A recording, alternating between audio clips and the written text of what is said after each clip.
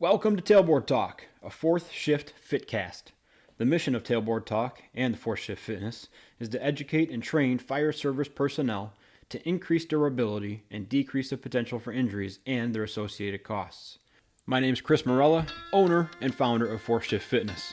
I'll use my experience as a personal trainer, strength coach, and 15-year veteran of the fire service to deliver tips, tricks, lessons, and information specifically geared towards the health and wellness of firefighters and paramedics.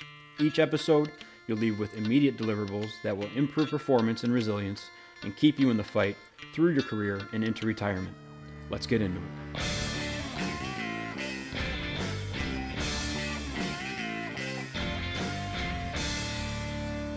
What's up, everyone? Welcome to Tailboard Talk, a fourth shift fitcast.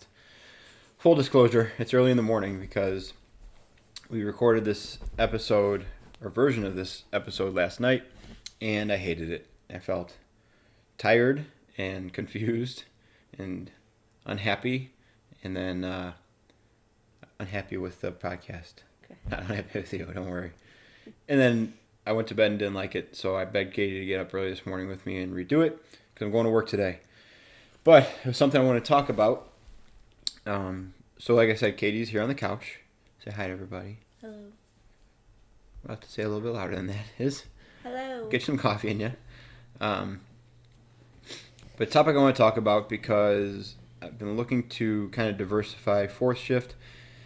And one of the things I've been looking at is selling writing. So like freelance writing or reaching out to websites or magazines and trying to sell them articles just because I don't know when the in-person stuff's going to kick back up again. I've been having a few people over to the home gym that I work with because I know kind of what they're doing and how safe they've been and what their risk is. They've been... You can hear that on the mic. Anyways, I went back and started looking at some old articles that I wrote, and this was one that kind of was a rough draft. I like it. I'm definitely going to have to redo it. But it was called Building Client Trust. And the other title I think I had on there was like how to be a good coach or how not to be a bad coach. So I had three parts in there. I had be authentic, which we can get into with Katie. It's one of her most hated phrases ever. But essentially don't try to BS anybody or fake it or try to be a coach you're not just to get a client because they're going to see through it and you won't be as effective. And then my second one I had was not taking into account the client's limitations or goals or likes or dislikes and just giving a program and then bullying them into making them do your program, even though that's probably not the best thing you could be doing, but you kind of play this weird power struggle against them because they don't know any better, and then you both end up not happy, basically. So not listening to your clients is number two. And then the third one is making sure that you're a fan of your client, but not a cheerleader. There's a big difference there. Fans are highly critical of their teams or their athletes or whoever they like. Cheerleaders are just there to always be upbeat and always push people forward and clap a lot and yell. Katie used to be a cheerleader, so she actually taught me how to clap correctly one time, and I do it to this day. But being a cheerleader brings in a lot of problems because then you lose the risk-benefit ratio of a lot of exercises. A lot of people can get hurt because you just want to keep pushing them more and more and more. Or it's just a kind of a hollow relationship because you're just there as the positive voice all the time. And while that can be good, it can also limit a lot of progress. So those are my three. What I want to ask Kay this morning was from a client perspective, what tips she has for coaches or what she considers important for coaches to have, like how to be a good coach or how not to be a bad coach, basically. So, one more sip of coffee for you.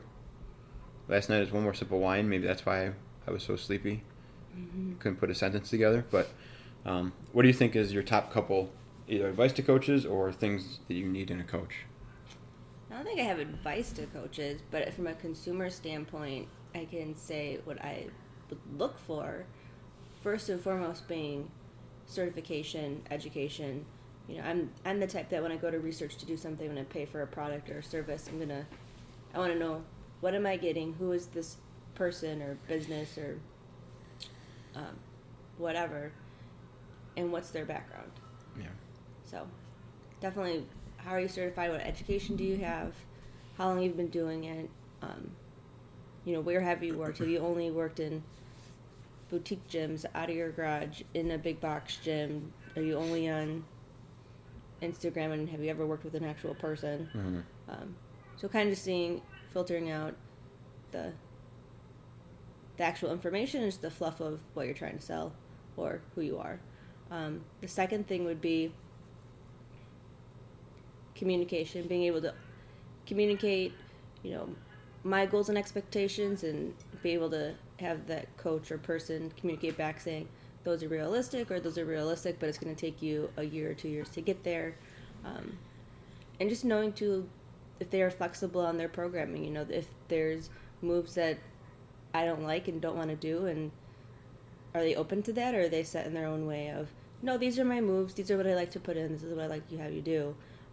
So we're going to definitely do them after, me saying, it's just not my favorite thing, or it's uncomfortable, or there's no reason, I need to know how to do this move, or what's the purpose of it. Example being like, I really hate barbell back squats. I think they're silly, they're uncomfortable, they're hard. I don't like them.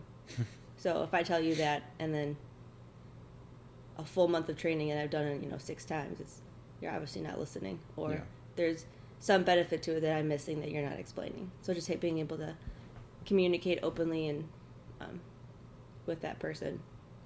And then likability, like, are we going to mesh, or especially for in-person? I don't know how much digitally, you're not talking on the phone. At least I see with your clients, you're not talking on the phone with them. You're texting or emailing in your app, but like, are we going to get along? What's your personality, coaching style like? Are you not so much the cheerleader, but are you the one that's like the overly motivated, let's go, you can do it type? Because that's just, I don't know, for me that doesn't work. It makes me very uncomfortable and makes me feel awkward and self-conscious, like, I'm doing the best I can. That extra little woohoo doesn't, I don't know, I guess it doesn't work for me, or it's just that I'm like, am I not doing something right? Am I not going fast enough? Never. So I guess that, the likability as far as our personality is going to match. Do I like you? Do I feel, do you like me in the sense of, if I'm going to email you, if I look at my program and email you a bunch of questions, am I going to feel like you're going to be annoyed that I'm asking you all these questions, as opposed to, yeah, sure, ask me anything you want. But are you the type that's like, ask me anything you want, or ask me anything you want, but don't send me more than 3 messages a week? Yeah. So. But it's definitely tricky. On the digital side, it's definitely tricky to handle. But I think it comes with setting expectations. So this is something that I had to do with my clients, my remote clients. When I was working for LGN, it was easy. There was a class time and you'd show up, and then class was over and that was it. With digital stuff, it was an expectation I had to set with my personal training clients, because I told them, hey, if you need something, or if you look at the workout the morning of and you're going to do it in 5 minutes from now, and you send me a question about something, I may not get back to you for 12 hours because I might be at work or doing something with the kids, so it's not going to be an instant turnaround thing. And so that's helped, because some people said, I need that instant stuff, and I told them why, then this isn't going to work so good. And I don't coach them. And then the people that do accept that and don't mind not talking to me for 2 days, or don't need daily check-ins and daily motivation, those are the people that stick with it, and those are the people I like to coach, because I don't have to be that constant cheerleading force.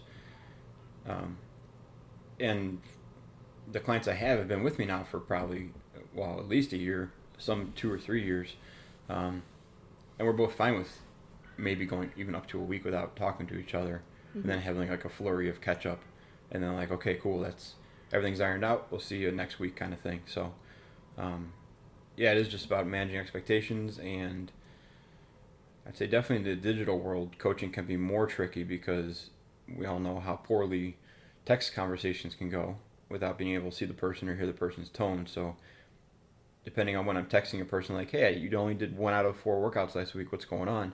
I could be breaking into a real frustrating time in their week, and then pestering them with another question. So it's kind of antsy on my side too, as opposed to where we're at the gym.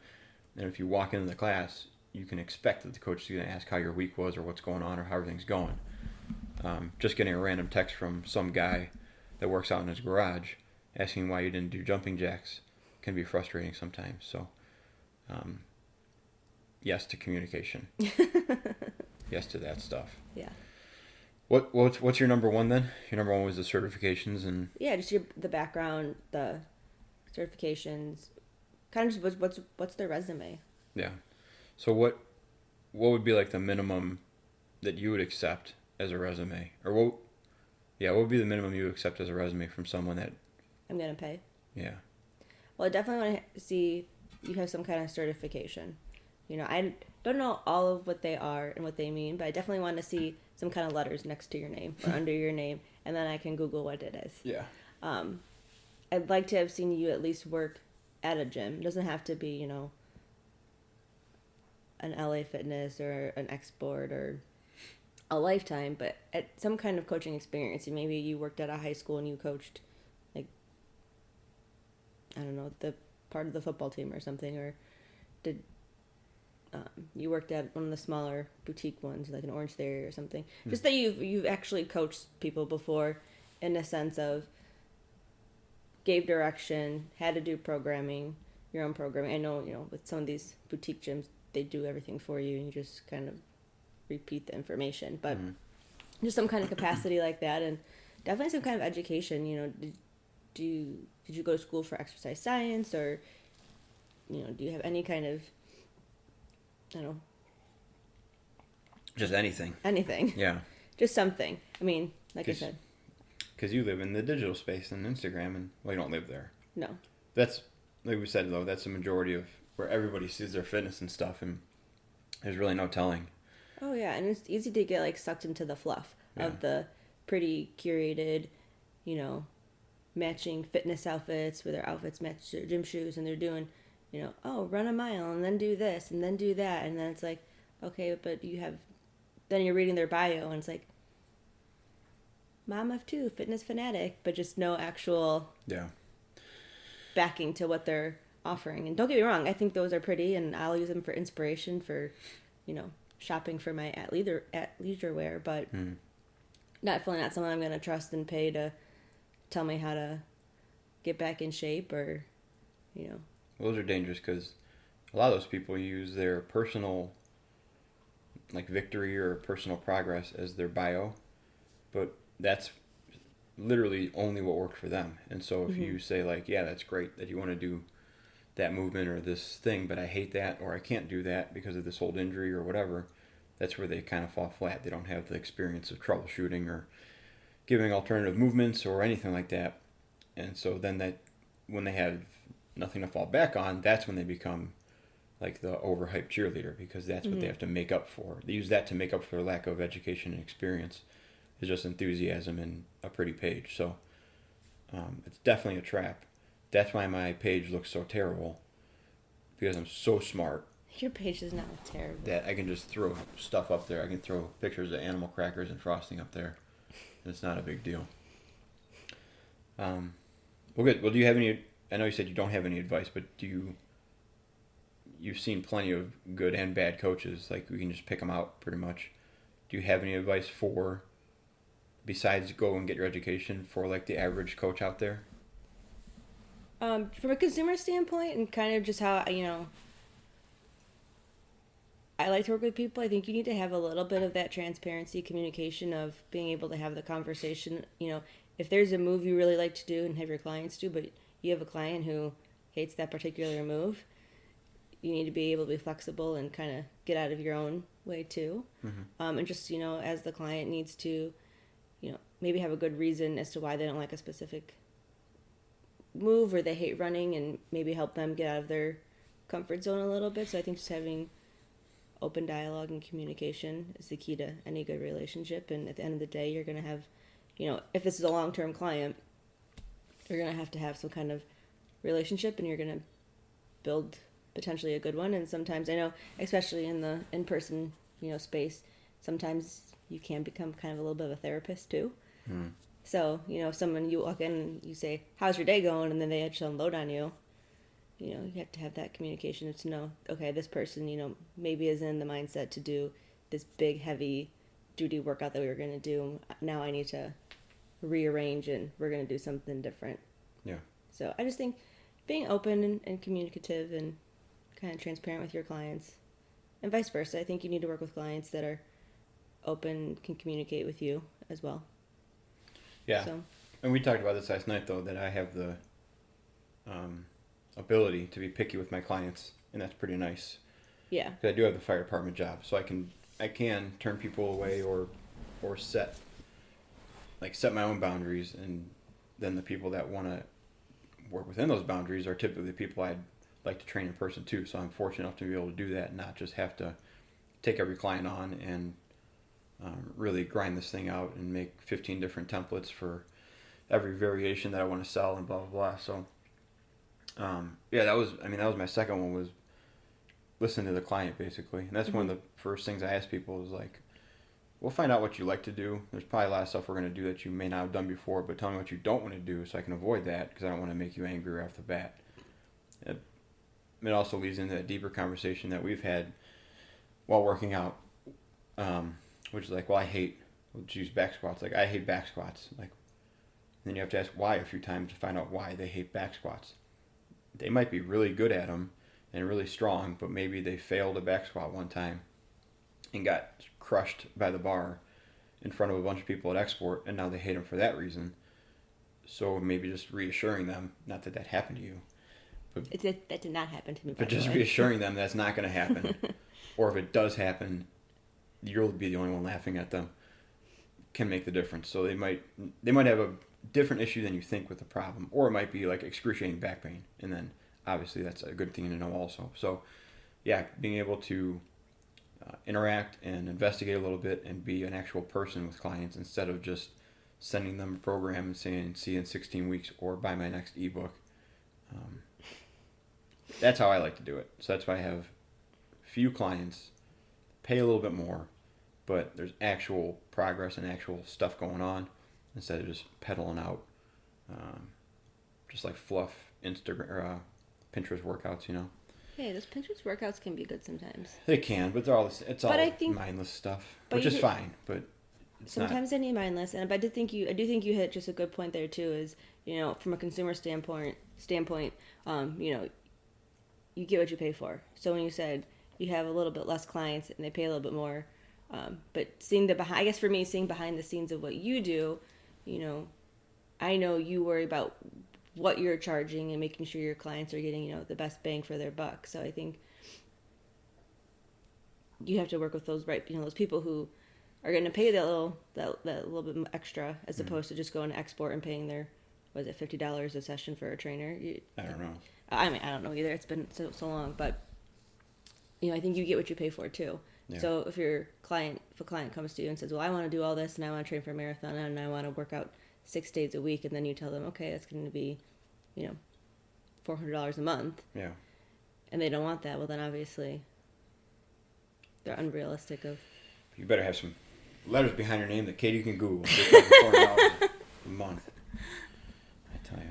Okay, that's an exaggeration, but you know what I mean. I would definitely love to charge $400 a month. If anybody is listening that wants to pay me $400 a month, I'm here for you.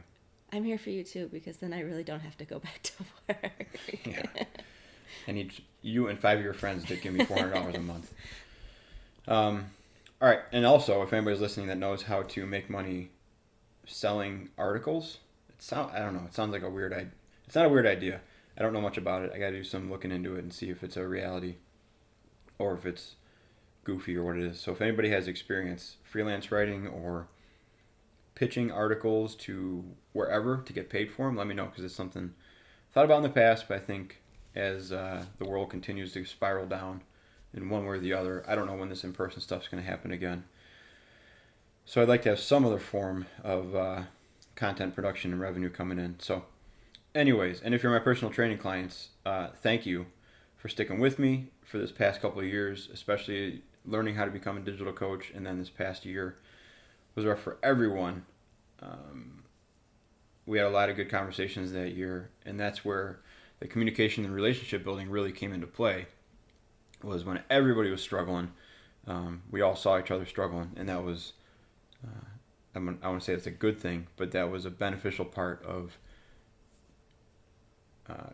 more or less being real people. And we're not going to get in the authentic thing that Katie doesn't like right now necessarily, because one of her main pet peeves in the world is when someone says to be your authentic self, or they use that as a reason to be a jerk or be obnoxious. But being able to have real conversations with people and turn it less into a business and more into a relationship has been pretty awesome for me. So if you're one of my personal training clients, thanks for hanging on. And I'm writing up your workouts for next month now, and I promise I don't hate you, regardless of how many bear crawls you have to do. Anything else? Yeah, let's talk about those bear crawls. Can we get those out of the workout? Nope. Because I know that you just don't like them, and there's no reason you can't do them. Ha ha to you. Anyways. All right, guys. I don't know if you guys can hear the pterodactyl waking up on the monitor right now, but there's at least one of them upstairs. If you need anything, reach out, forceshiftfit@gmail.com, Force Shift Fitness on all social media. I think 2 weeks from now, we'll come back with another episode, and I might have someone else on to talk about Elon Musk's drone robot he came out with that can deadlift more than most people, and what kind of threat that is to humanity. So, talk to you soon. As always, be a force shifter. Bye-bye.